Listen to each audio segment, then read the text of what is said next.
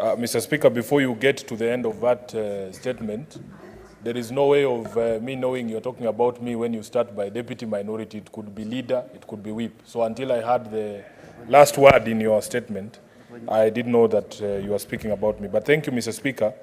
Actually, Mr. Speaker, I am speaking to this House on a very difficult day for the people of Nairobi.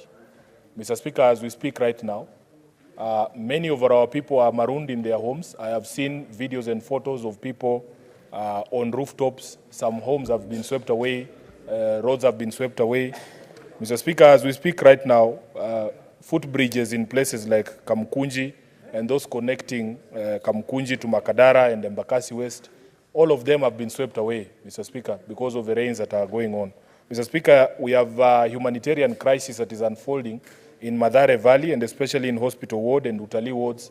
And at this particular point in time, Mr. Speaker, we want to acknowledge that the county government of Nairobi, for all its efforts, is overwhelmed, and we would want to be asking and urging the national government and all the national emergency services to be mobilized in order to save lives in many areas of the city. Mr. Speaker, there is a connection between what is happening now and the motion that is before this House on pending bills. One of the things that breaks my heart, Mr. Speaker, that every time we discuss problems in counties, Nairobi is always at the top of that list in terms of being the worst. Mr. Speaker, you will remember that just a few weeks ago, we were discussing the question of pending remittances to pension funds, including Lab Fund and Lab Trust. And 3/4 of the money, I think it was about 48 out of the 60+ billion shillings that was owed to the pension funds. Nairobi had the bulk of those unremitted funds. Mr. Speaker, just recently, there was a report on the number of teenage pregnancies across the country, and it didn't surprise me that, again, we were number 1 on that list. So anytime there is a problem across the country, any ranking, we are always at the top of the worst possible list, Mr. Speaker. And it is not another surprise that when we're discussing pending bills, out of the 160 billion that is owed by all the 47 counties, Nairobi has 107 billion out of that. Mr. Speaker, therefore, this motion, I want to thank the Senator for Narok, because this is a motion that is meant to come and save the people of Nairobi. If you look at, Mr. Speaker, the breakdown of that amount of 107, there is the report of the Auditor General for the year ending June 2023. Mr. Speaker, you can see that there is an analysis of the pending bills, the 107 billion shillings that we are speaking about. It is Annexure 2 of the Auditor General's report. Mr. Speaker, first, there is a lot that is made about the 20 billion shillings that is owed to lawyers alone in Nairobi. And whereas many things have been said about it, we would want there to be a process where all these bills are actually taken through an audit process. There was an attempt by the government of Governor Sakaja. When they came in, they brought in a task force to look at whether indeed those bills are payable. I know that it was shared by Senior Counsel Kamotho Waiganjo, but Mr. Speaker, there was an intervention from the High Court sitting in Kitale that declared all those processes to be extra legal, so that most of these committees were being disbanded without ever handing in their final reports to tell us whether those bills are payable or not. I want to speak, Mr. Speaker, as a senator of Nairobi, that in fact, sometimes the lawyers are lumped all together, and many claim that, many of those legal bills are fictitious. But there is a process in the Office of the Auditor General to ascertain what is payable and what is not payable. There are many good young lawyers who have done work for the county government of Nairobi, but who are not being paid, Mr. Speaker, at the expense of a few rogue lawyers, and especially senior people in the profession, who, Mr. Speaker, will raise ridiculous fee notes for work that is not commensurate to that payment. So that, Mr. Speaker, we need to isolate those cases where we believe work was genuinely done, people are genuinely required to be paid, and those payments to be made. Mr. Speaker, in that same Auditor General's report, we have a list of stalled construction projects or development projects in the county of Nairobi. And Mr. Speaker, you will see, we have over 12 stalled health projects, construction of health facilities at all levels of the healthcare system, Mr. Speaker. and it amounts to almost 1.4 billion shillings pending bills. And I've given the example on this floor of the construction works that I've stalled at our level 5 hospitals. If you go to Mbagathi, Mr. Speaker, there is a stalled construction project. The contractor abandoned site because of non-payment of bills amounting to over 40 billion shillings. If you go to Mama Lucy Hospital, the story is the same. If you go to Mutuini Hospital in Dagoretti South, the story is the same, Mr. Speaker. And if you go to Pumwani Hospital, the premier facility for delivery of children in this country, the situation is the same. I heard the CS for Health yesterday saying that the monies that were owed by national government to these facilities under Linda Mama program and also under NHIF had been paid. She told us to check the accounts today. As of yesterday, when she finished speaking, I spoke to the CEOs of these facilities, Majority Leader, that money has not been seen. I am also going to check with them today, yes, to see that these amounts have been paid, because we need these projects to be completed. Mr. Speaker, one of the conversations that has been going on with the current flooding in the country, and in Nairobi in particular, is the question of garbage, Mr. Speaker.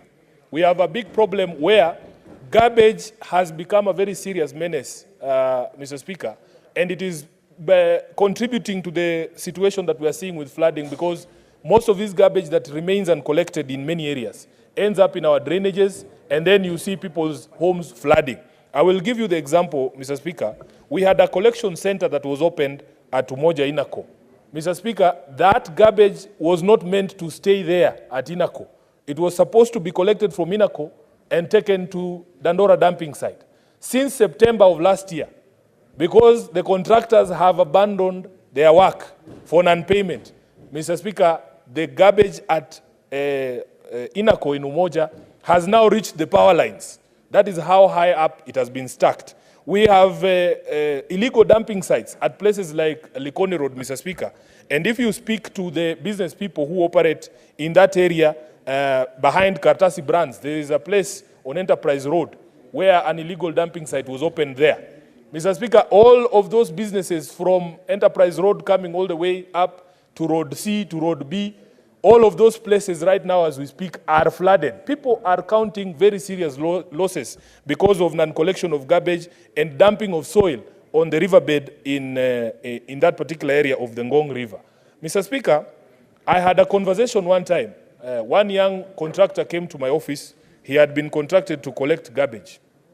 That gentleman, after receiving that contract, went to suppliers of machinery, the backhoe loaders and the trucks, and got a loan to finance that particular project, thinking that he would be making some money and be able to pay for those equipment. Mr. Speaker, by the time this guy is seeing payment, first of all, he had to abandon work. His machines were repossessed by the financiers. They were auctioned, and of course they were auctioned at a lesser value than he bought them. And the difference between the value that he took and what they fetched in the market at the auction was he was being asked to pay that amount. And yet, Mr. Speaker, when you go to the county governments for this payment, we have this phenomenon where if you don't know somebody to push for you payments through the county government, nothing is going to be done. Mr. Speaker, when you go to have that conversation, this young man was in tears. You go to have a conversation and you've had allegations of people saying you cannot be paid a pending bill in these county governments if you do not agree to part with 50% of the payment. These are not stories, Mr. Speaker. This is the life of many of the contractors that are in our country, and in our county in particular, Mr. Speaker. So the motion that has been brought by the Senator for Narok, I actually believe is a timely motion, and I would go a step further because some of the recommendations that he has made here. Number one, that the Senate recommends that all county governments pay verified pending bills amounting to less than Kenya shillings 1 billion by the end of this financial year, and those above 1 billion by the end of the financial year 2024-2025. When I hear my counterpart from Nyeri saying they have no pending bills, when I hear our friends in Baringo want to impeach their governor because of pending bills of 115 million, I just wonder which world is this that Nairobi cannot live in, that we can also be at zero net pending bills, Mr. Speaker. So I support the recommendation. In fact, Mr. Speaker, I have been an advocate of ring-fencing money for pending bills, as you have heard. At the rate we are going, Mr. Speaker, if Nairobi gets 20 billion shillings every year in equitable revenue, it will take us 5 years. If we are doing nothing but paying pending bills, it will take us 5 years, 5 years allocation to get to 100 billion shillings in order for us to clear our pending bills. So, Mr. Speaker, I do agree with the recommendation here that the county governments must prioritize payment of pending bills. If those bills were being paid, the garbage collectors would be working. Mr. Speaker, I forgot to tell you that if you look at the report of the Auditor General of the year ending June 2023, the number of stalled road projects, these are construction projects that include roads and ECDE, are over 50 projects, Mr. Speaker. And some of them include works that would have, that would have made the situation with flooding a bit more better than it is right now. Mr. Speaker, we have stalled projects with sports facilities as well, amounting to 64 million shillings, pending bills owed to people who are supposed to be completing construction of sports stadia in Nairobi. Mr. Speaker, therefore, I want to agree with the proposal here that county governments must prioritize payment of pending bills as a first charge on the county revenue fund. But what we don't understand is why is this not being done even as it is, because that is the law. The law is that we pay our debts first before we do anything else. Why is the control of budget allowing county governments to receive money, to continually receive money, when we know it is not going to the payment of these pending bills as a first charge on the county revenue fund as provided for in the law? Mr. Speaker, I want to make another proposal here. And this is something that I'm sure Senator Ledama agrees with. There is actually no point for any county government to begin construction or new projects when we have stalled projects that have not been completed. Mr. Speaker, if you go to Joseph Kang'ethe grounds in Woodley, there is a social hall that was begun by Governor Kidero in 2013. Up to today, between 2013 and now, Mr. Speaker, even though we have had subsequent county governments, no county government has seen it fit to allocate any resources for the completion of that social hall at Joseph Kang'ethe Woodley grounds. So why would a governor, upon election, Mr. Speaker, not prioritize completion of projects, and then you come up with new projects that are going to, again, get us into this rut that we are in? So, for instance, I have advised my county governor that, yes, he had this plan to subdivide Nairobi into 4 boroughs so that there can be better management of the city.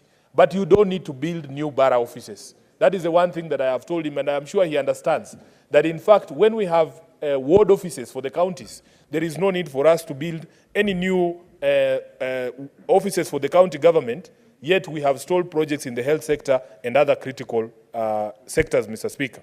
Then, Mr. Speaker, there is a proposal here that county governments shall only pay pending bills contained in their respective procurement plans pursuant to Regulation 52 and 3 of the Public Finance Management County Government Regulations. Mr. Speaker, this is one of the most abused areas, that county governments will request for funds. They will give lists to the control of budget saying these are the projects or the bills we are going to pay. And when the money is released to them, Mr. Speaker, what do? They do that, what the Senator for Taita Taveta was alluding to, called voiding of transactions, so that they can then preferentially pay those who they have struck deals with in order that they can receive something as kickbacks. Mr. Speaker, therefore, I am a strong supporter.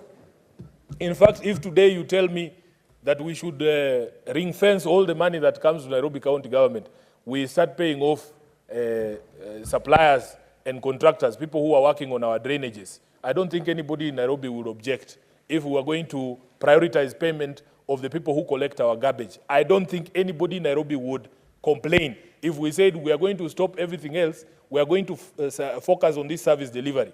Mr. Speaker, there is a meeting that had been called by the Office of the Deputy President for today to discuss this thing of the Nairobi rivers. Of course, for me, because I believe in the relationship between the national government and the county governments being